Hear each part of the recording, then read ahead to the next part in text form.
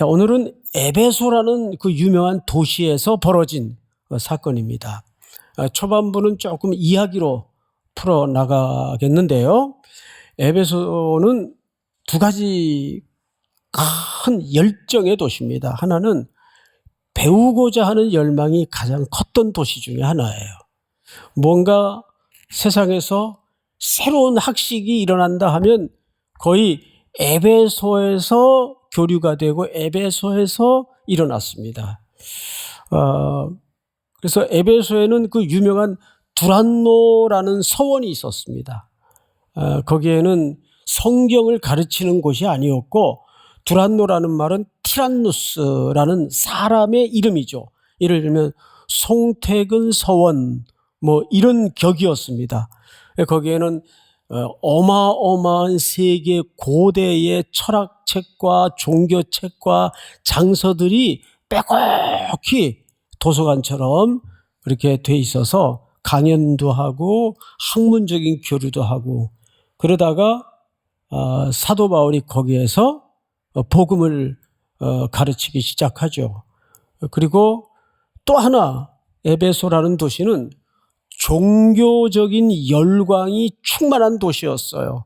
그 주된 신이 아데미 신입니다. 아데미. 많이 들어보셨을 거예요. 어마어마한 크기의 신전을 지어놓고 신상을 세워놓고 그를 추앙하고 숭배했습니다. 그런데 그러다 보니까 거기에서 엄청난 규모의 경제가 돌아갔어요. 왜냐하면 이게 신전 안에 신이라고 합시다. 신. 어마어마한 크기의 신이에요. 그러면 이 신을 집집마다 모셔야 되니까 스몰 사이즈로, 아주 요만한 손가락만한 사이즈로 은장색 그 공예가들이 그거를 만들어요. 은을 입혀서. 그리고 그거를 여기서 이제 팝니다. 그 판매권이 성전에 있었습니다. 그리고 이 성전을 중심으로 온갖 신과 접속한다는 신학의 교리들을 만들어서 음란한 행위들이 벌어지곤 했습니다. 그러니까 에베소라는 도시는 도덕적으로 문란하고, 두 번째는 새로운 지식에 열망이 가득했던 도시고, 또 하나는 이 신전을 중심으로 도시의 경제가 거의 돌아갔어요. 그래서 에베소의 웬만한 사람들은 이 성전에서 나오는 수익으로 벌어먹고 살았습니다. 그러던 어느 날 그 도시에 사도 바울 일행이 들어간 겁니다. 복음을 전하러. 그래서 복음을 전하고 우상 숭배가 왜 죄이며 하나님이 왜 유일하신 참신이며 우리는 왜 구원을 얻어야 되고 세상은 왜 십자가의 도를 깨달아야 되는가에 대해서 전하고 선포하고 가르치기 시작했습니다. 열렬히 그 가르침에 대해서 반응하는 사람도 있었어요. 우리가 잘못 살았구나, 우리가 회개해야 되겠구나, 자복하는 사람도 있었어요. 근데 반대가 일어났습니다. 무시무시한 반대가 일어났어요. 그래서 우리가 그 부분을 좀 19장 23절을 좀 보도록 하겠습니다. 23절. 19장 23절이죠. 제가 읽겠습니다. 그때쯤 되어 이 도로 말미암아, 복음을 얘기하는 거예요. 적지 않은 뭐가 일어났어요? 소동이 있었으니. 자, 여러분, 이게 왜 중요하냐 하면, 하나님의 복음이 들어가는데 늘 그 복음이 평화의 모습으로만 들어가질 않아요. 여러분, 일터에서 여러분이 복음대로만 살기로 각오한다면 이런 현상이 자연스러울 수밖에 없는 겁니다. 그 에베소라는 그런 성격의 도시에 복음이 떨어지니까 소동이 일어난 겁니다. 어떻게 됐을까요? 24절. 즉 데메드리오라 하는 어떤 은장색이, 이것은 수공예 신 조각을 만들어서 벌어먹고 사는 우두머리죠. 은장색이 은으로 아데미의 신상 모형을 만들어 직공들에게 적지 않은 벌이를 하게 하더니, 그러니까 그 장사가 수익이 쏠쏠했던 겁니다. 그걸로 다 그 신전에 엎어져서 먹고 살았던 거죠. 여러분, 그 운동 얘기를 해서 죄송한데, 세계 가장 큰 축구 대회가 피파에서 주관하는 월드컵 대회입니다. 그건 올림픽보다 규모가 더 커요. 그런데 그 이면을 깊이 쓴 글을 들여다보니까 거기에서 돌아가는 경제 규모가 단순한 이제 스포츠의 그 유희와 놀이를 뛰어넘는 세계 정치권까지도 움직이는 이 돈의 경제의 논리에 휘둘리기 시작했더라고요. 이미 그런 거죠. 그런 거. 여러분, 카타르에서 월드컵을 하면 어떻게 하자는 거예요? 응? 그거 보느라고 얼마나 고생했어요. 그 시간도 애매해가지고. 그런데 그 몇백만밖에 안 되는 작은 나라에서 전부 이 돈의 논리에 휘둘려서 그런 세계적인 축제를 강행할 수밖에 없는 거예요. 그러니까 스포츠를 아는 사람들은 전부 이구동성으로 뭐라고 논평을 쏟아냈는가 하면 미친 짓이라 그랬어요. 미친 짓. 에베소 도시에는 그런 유사한 일들이 지금 벌어지고 있는 겁니다. 근데 거기에 복음이 들어가는 거예요. 복음이 들어가서 도시가 소동이 일어났어요. 이제 바울이 더 이상 그 도시에 머무를 수가 없었어요. 에베소에서 가장 반대도 많았고 그렇기 까닭에 가장 오랫동안 머물렀던 선교지였습니다. 참 역설이죠. 가장 반대가 심했는데 가장 오래 머물 수밖에 없는 그런 도시였습니다. 그만큼 할 일이 많았다는 얘기예요. 그런데 이제는 더 이상 견딜 수가 없어서 바울이 그 도시를 떠납니다. 20장으로 넘어갑니다. 1절을 보시면 이렇게 돼 있어요. 소요가 그침에 바울은 제자들을 불러 구원한 후에 작별하고 떠나 마게도냐로 가니라. 그 지방으로 다녀가며 여러 말로 제자들에게 권하고 헬라에 이르러 거기 석 달 동안 있다가 배 타고 수리아로 가고자 할 그때에 유대인들이 자기를 해하려고 공모함으로 마게도냐를 거쳐 돌아가기로 작정했다. 앞을 보실까요? 뭘 작정했다고 되어 있죠? 돌아가기로 작정했다. 이 돌아간다는 말은 어디로 돌아간다는 말일까요? 바로 예루살렘으로 돌아가야 되겠다. 이렇게 작정을 한 거죠. 자, 여러분, 바울이 일관된 복음을 선포하는 패턴이 하나 있어요. 바울은 한 번도 어디 내가 이번에는 에베소 가서 복음 전해야 되겠다. 이번에는 내가 고린도 가서 복음 전해야 되겠다. 이렇게 의도하고 계획을 세워서 복음을 전하러 간 적이 없어요. 전부 쫓겨다니면서 도망가다가 머문 곳. 거기에 복음이 떨어지는 거예요.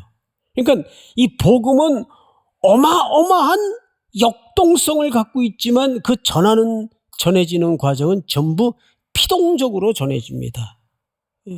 이유가 있어요. 이 복음은 하나님이 전하신다는 걸 드러내기 위해서입니다. 그래서 한 번도 사도 바울이 으쌰으쌰 해가지고 자 우리 기도회 합시다. 이번에 어디로 선교 갈까요? 야 이번에 에베소로 갑시다. 이래서 복음을 전한 적이 없어요. 전부 쫓겨다니다가 도망다니다가 피신했다가 거기에 복음이 떨어지는 거예요. 근데 복음이 떨어진 곳에는 훗날 보면 바울이 2차, 3차 여행을 통해 자기가 다녀갔던 곳을 뒤집어 돌아다니다 보니까 놀랍게도 거기에 하나님의 교회가 만들어져 있더라고요. 그러니까 우리는 복음을 떨어뜨리고 심고 전하기만 하면 말씀은 능력이 있어서 교회는 누가 자라게 하시는 겁니까? 하나님이 자라게 하시는 거예요. 이게 교회의 중요한 속성이에요. 그래서 그는 이제 그만 예루살렘으로 돌아가서 좀 재정비를 해야 되겠다 하고 돌아가기로 작정을 합니다. 자, 그런데 마음에 하나 걸리는 게 있었어요.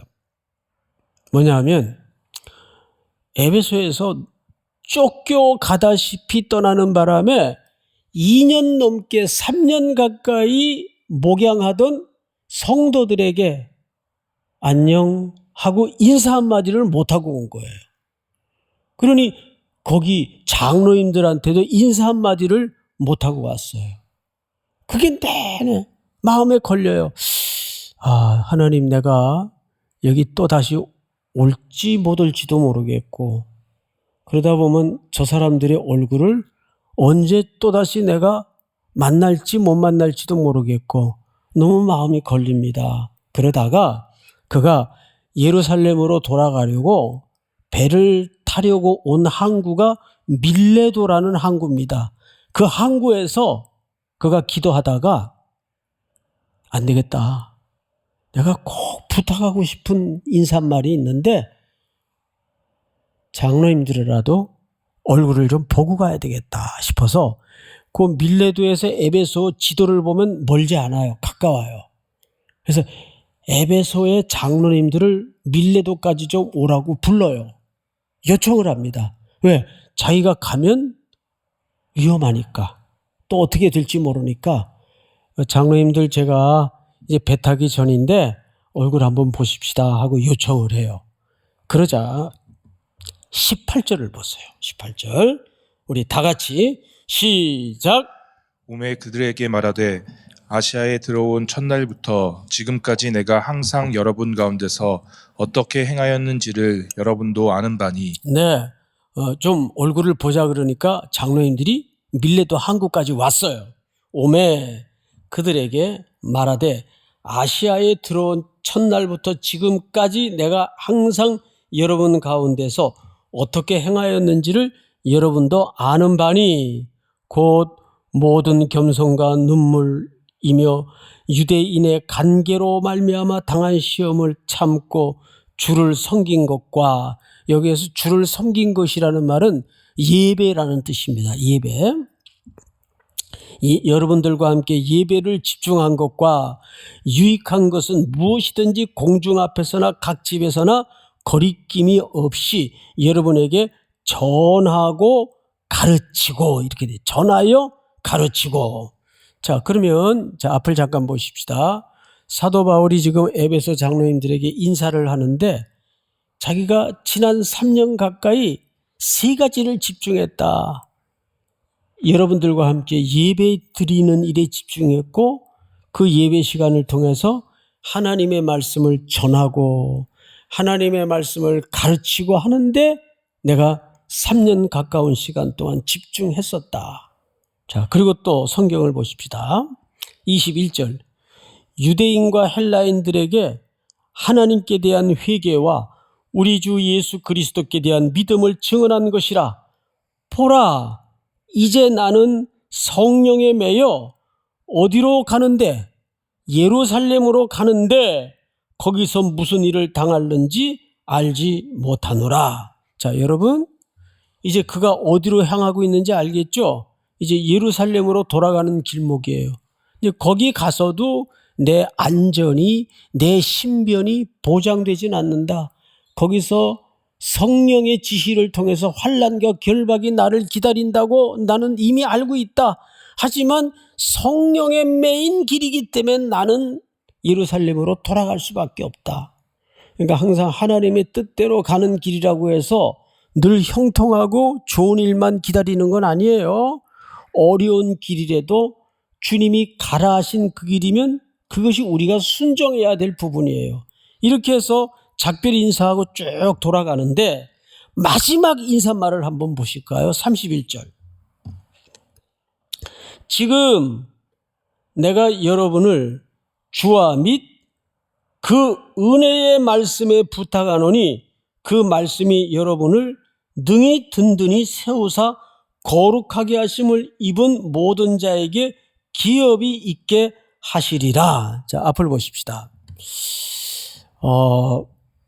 사도 바울이 에베소 장로님들에게 교회를, 성도를 부탁하는데, 첫째, 교회 장로님들에게 부탁했습니까?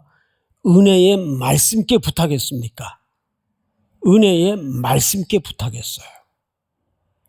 이것이 오늘 우리가 읽어야 될 가장 중요한 성경 읽기의 이유예요.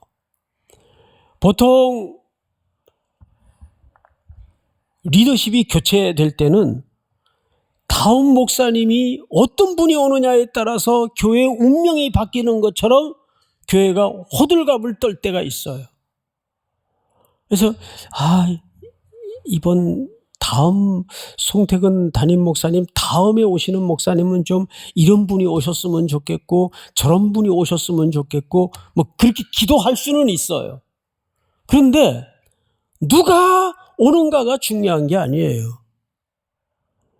사도 바울이 교회를 떠나면서 교회 리더들에게 부탁한 것도 아니고 교회 리더십에게 부탁한 것도 아니에요. 주와 및 은혜의 말씀께 부탁했다 그랬어요. 여기 은혜라는 말은 왜 수식어가 붙었을까요? 말씀은 말씀이지 무슨 은혜의 말씀이에요? 이 말은 그 성경의 내용을 설명하고자 하는 게 아니고 성경 자체를 설명하고자 하는 겁니다. 무슨 뜻인가 하면 성경에는 어떤 은혜로운 내용이 있느냐 이 얘기를 하고자 하는 게 아니고 성령은 교회에 뭔가 성경의 존재 이유에 대해서 설명을 하고자 하는 거예요. 자, 은혜라는 말은 우리가 보통 헬라 말로 카리스라 그래요. 카리스라는 말을 다시 정확히 번역하면 사실 은혜라는 말보다는 무슨 뜻입니까? 선물이라는 뜻이에요. 그러니까 이런 말이에요. 하나님은 지금부터가 중요해요. 졸지 마세요. 하나님은 교회에 두 가지 선물을 주셨어요. 그 첫 번째 선물이 하나님의 말씀이에요. 그래서 선물의 말씀이라는 뜻이에요. 은혜의 말씀이라는 말은 하나님이 교회에 두 가지 선물을 주셨는데 그 첫 번째 선물이 뭐란 뜻이에요? 말씀, 성경이라는 뜻이에요. 믿으십니까? 자, 여러분 신명기 33장 3절에 보면 이렇게 돼 있어요. 같이 한번 읽겠습니다. 여호와께서 자기 백성들을 어떻게 하신대요? 사랑하시나니 모든 성도가 그의 어디에 있어요? 수중에 있어. 그의 손에 있다 그 말이에요. 하나님은 자기 사랑하는 백성들을 자기 손에 붙들고 계세요. 믿으세요? 자, 있으며 주의 발 아래에 앉아서 뭐를 받는도다?